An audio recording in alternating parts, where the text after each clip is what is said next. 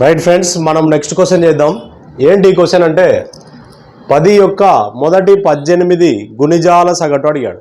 10 యొక్క మొదటి 18 గుణిజాల సగటు అంట. సో ఇక్కడ మనం ఏం చేస్తామంటే 10 యొక్క ఇక్కడ n వాల్యూమ్ అనేది మనం 10 తీసుకుందాం, 18 అనేది k తీసుకుందాం. అంటే దీనికి ఒక షార్ట్ కట్ సూత్రం ఏంది, గుణిజాల సగటుకు n into k plus 1 divided by 2 చేద్దాం. n into k plus 1 divided by 2 చేద్దాం.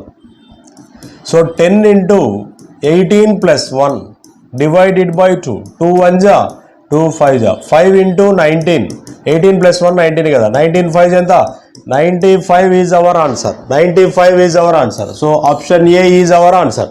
సో ఇలా మొదటి 10 యొక్క మొదటి 18 గుణిజాల సగటు అంటే ఇది అనమాట. మామూలుగా దీనికి జనరల్గా సో n యొక్క మొదటి 18 గుణిజాల సగటు ఇలాంటి అడుగుతాడు అనమాట. 1 నుండి 18 గుణిజాల సగటు అంటే సో ఈ సూత్రం రాస్తాం, k ఇంటూ సగటు అనకుండా మామూలుగా మొత్తం అన్నప్పుడు k into n plus 1/2. So ఇవంతా చేస్తాం అనమాట. అదంతా లేకుండా డైరెక్ట్గా మీరు ఈ మెథడ్ అనేది నేర్చుకోండి. సగటు అంటే అది మొత్తం కనుక్కోవాలా, మళ్ళీ డివైడ్ బై ఎన్ని సంఖ్యలు ఉన్నాయో చేయాలి. అదంతా లేకుండా డైరెక్ట్ ట్రిక్ అనమాట. So this is hour trick అనమాట. సో ఏంటి n ఇంటూ k ప్లస్ 1/2 అనేది మనం చేద్దాం. రైట్, నెక్స్ట్ క్వశ్చన్ చూద్దాం. So 1, 2, 2, 3, 3, 4, 4, 4. So 99 and so on 99, 99, 99 and so on 99 లా సగటు విలువ ఎంత అని మన క్వశ్చన్ అడిగాడు. సో ఇలాంటి క్వశ్చన్ ఇచ్చినా కూడా మీరు భయపడాల్సినటువంటి పనేం లేదు. ఏంటంటే ఇవన్నీ 1 2 2 2 3 3 4 4 అండ్ సో అని ఇలా ఇచ్చాడు. సో దీనికి ఏంటి సూత్రము అంటే 2n ప్లస్ 1 డివైడెడ్ బై 3. ఇది ట్రిక్ అనమాట. సో అంటే షార్ట్ కట్ సూత్రం 2n ప్లస్ 1/3 అనమాట. సో ఇక్కడ n విలువ ఎంత తీసుకుంటాం అంటే లాస్ట్ నంబర్ 99 ఉంది, 99 తీసుకో. So 2 into 99 plus 1 divided by 3 అనమాట. సో డివైడ్ బై 3, 99 2 జా 198, 198 ప్లస్ 1 199 డివైడ్ బై 3, 3 1 జా 3 6 జా 18, 3 6 జా 18. సో 3 3 జా 9, 66.3, 66.3. Option D is our answer. ఇట్లా సో ఇలాంటి క్వశ్చన్స్ అడిగితే డైరెక్ట్గా 2n ప్లస్ 1/3 అని గుర్తుపెట్టుకోండి. ఇక్కడ మనకేంటంటే n వాల్యూ లాస్ట్ నంబర్ తీసుకోవాలా. n వాల్యూ ఏంటి, లాస్ట్ నంబర్ అనేది మన nగా తీసుకుంటే దానికి ఆన్సర్ ఈజీగా వస్తుంది. రైట్, నెక్స్ట్ క్వశ్చన్ చేద్దాం. So the average of x numbers is y power 4. Average of x numbers is y power 4. x numbers యొక్క సగటు ఎంతంట, y power 4 అంట. Average of y numbers is x power 4. y సంఖ్యల యొక్క సగటు ఎంతంట, x power 4 అంట.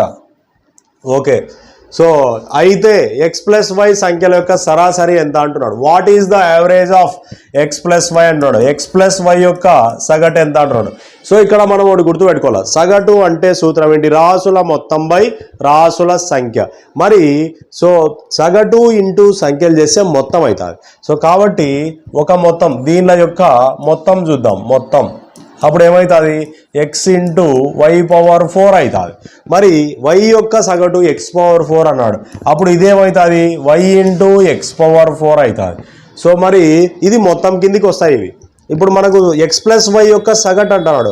x plus y యొక్క సగటు ఏమవుతుంది అంటే రాసుల మొత్తం బై రాసుల సంఖ్య. x ప్లస్ y యొక్క సగటు అంటే xy power 4 plus x power 4y divided by x plus y అనమాట.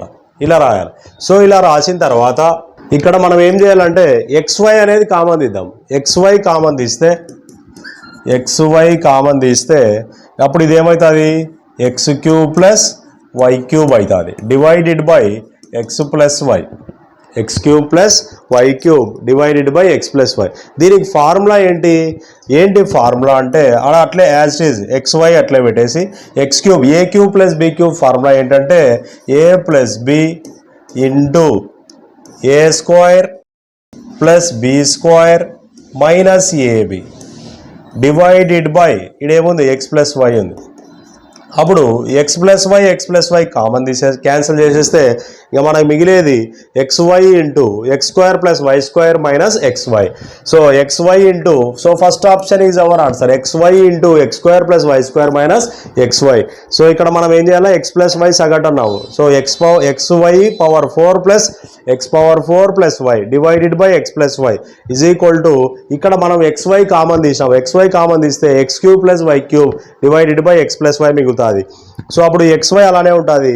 ఏ cube plus b cube formula ఏంటంటే a plus b into a square plus b square minus ab. అప్పుడు ఈ x plus why cancel చేస్తే ఇక మనకు మిగిలేది ఫైనల్గా xy into x square plus y square minus yx value అనేది మిగులుతుంది. This is our answer. ఇట్లా చేయాలా, రైట్. నెక్స్ట్ క్వశ్చన్ చేద్దాం. సో ఏమి ఇచ్చాడంటే the average of 12 numbers is a. Average of 12 numbers అంట, average of 12 numbers is a అన్నాడు. So అంటే 12 సంఖ్యల యొక్క సరాసరి ఏ అంట, వాటిలో 6 సరాసరి బి అంట.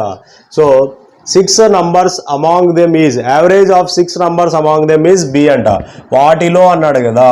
సో ఈ 12లోనే ఈ 6 సంఖ్యల యొక్క సగటు ఏమంటారా, b అంట.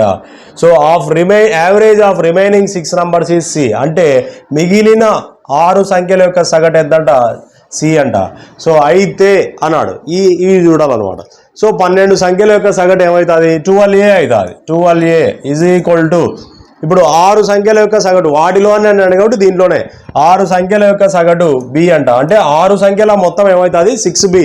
సో ఇక్కడ మీరు ఒకటి గుర్తుపెట్టుకోవాలి, సగటు అంటే సూత్రం ఏంటంటే రాసుల మొత్తము బై రాసుల సంఖ్య. మరి మొత్తం అడిగితే ఏం చేయాలంటే, మొత్తం అంటే ఈ సగటు ఇంటూ సంఖ్య చేయాలి, సగటు ఇంటూ సంఖ్య చేస్తే మనకు మొత్తం అనేది వస్తుంది. ఇది గుర్తుపెట్టుకో. ఈ లాజిక్ ప్రకారమే నేను మల్టిప్లై చేసిన. సో 12 ఇంటూ ఏ ఏమవుతుంది, 12a అవుతుంది. 6 ఇంటూ బి ఏమవుతుంది, 6b అవుతుంది. అదేవిధంగా 6 సంఖ్యల యొక్క సగటు 6c అవుతుంది. ఇప్పుడు ఇందులో 6 కామన్ తీద్దాం. 6 కామన్ తీస్తే ఇక్కడ b ప్లస్ సి అవుతుంది, 12a అవుతుంది. 6 1 జా 6 2 జా, అంటే 2a is equal to value ఎంత, b plus c. 2a value ఎంత, b plus c. So 2a is equal to b plus c. So option A is our answer. So ఇలా చేయాలి, ఓకేనా. సో రైట్, నెక్స్ట్ క్వశ్చన్ చూద్దాం. The average of 3x numbers is 16x అంట. The average of 3x numbers is 16x. 3x సంఖ్యల యొక్క సగటు 16x అంట. So what will be the number is the average if each subtracted by 4x minus 2 అంటున్నాడు.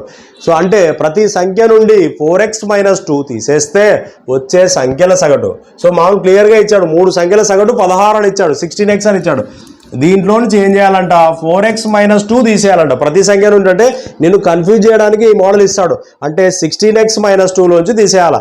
So 16x minus of 4x minus 2 అనమాట. అంటే 16xలోంచి ఈ value తీసేస్తే so ఎంత వస్తుంది, అప్పుడు 16xలో నుంచి minus 4x minus into minus plus అవుతుంది.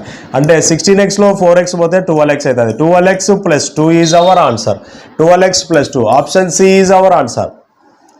సో ఇది ఫ్రెండ్స్ ఇవాల్టి మన క్లాసు. మీరు ఏం చేయాలంటే, సో ఇక్కడ మీకు పర్టికులర్గా నేను ఒక 15 క్వశ్చన్స్ 10 క్వశ్చన్స్ పార్ట్ ఏలో పెట్టాను, అంటే 10 క్వశ్చన్స్ ఫస్ట్ పార్ట్లో పెట్టాను, 5 క్వశ్చన్స్ దీంట్లో పెట్టాను. మీకు పూర్తి వీడియోస్ కావాలంటే ఖచ్చితంగా మన శ్రీ విశ్వ అకాడమీ యాప్ అనేది మీరు పర్చేస్ చేయాల్సినదే. పర్చేస్ చేసే పెద్ద పెద్ద క్వశ్చన్లన్నీ సింపుల్గా కట్ చేసి చెప్పడం జరిగింది. మన టార్గెట్ ఏంటంటే నాన్ మ్యాథ్స్ విద్యార్థులకు మ్యాథ్స్ నేర్పించడమే. సో ఇప్పుడు మనకు చాలామంది ఏమనుకుంటారంటే డిఎస్సిలో ఈ చాప్టర్ అంత ఇంపార్టెంట్ కాదు కదా, అడగడు కదా అని. ఎందుకు అడగడు, ఖచ్చితంగా అడుగుతాడు. ప్రతి కాంపిటేటివ్ ఎగ్జామ్లో ఈ క్వశ్చన్ లేని ఎగ్జామ్ లేదు. సో కాబట్టి డిఎస్సిలో కాకపోయినా టెట్లో అయినా ఖచ్చితంగా ఈ మోడల్ నుంచి ఈ చాప్టర్ నుంచి క్వశ్చన్స్ రావడం జరుగుతుంది. కాబట్టి మా ధ్యేయం ఒకటే, మిమ్మల్ని ఉద్యోగులుగా మార్చడమే మన యొక్క కాన్సెప్ట్. సో మీరు మన వీడియోస్ని లైక్ చేయండి, 10 మందికి షేర్ చేయండి.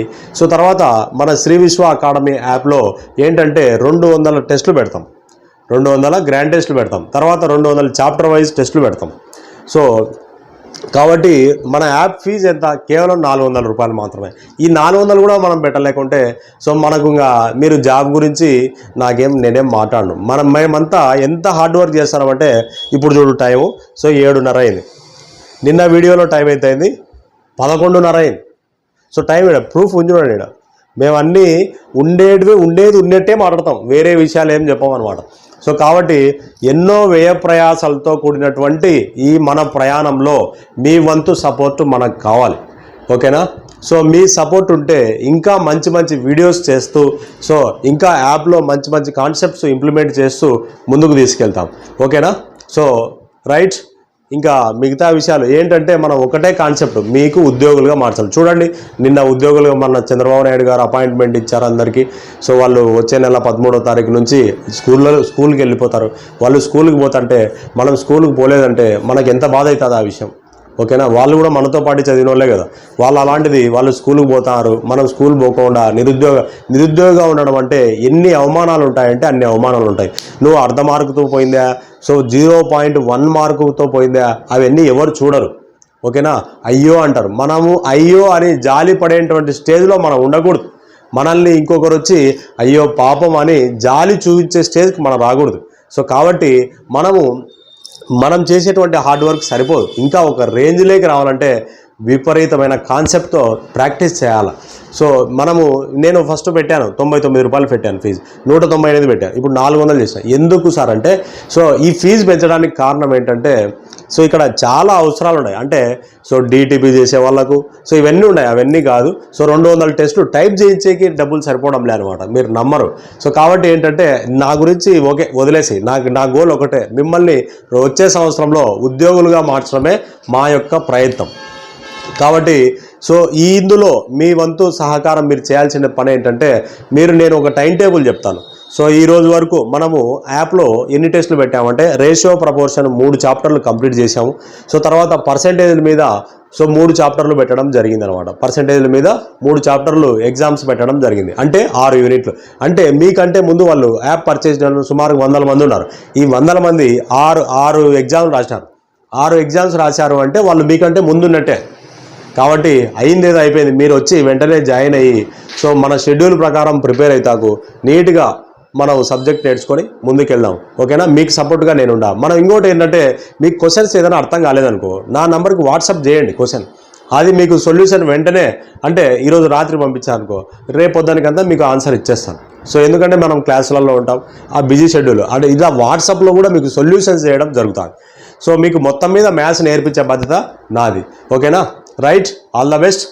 Good luck. జై హింద్.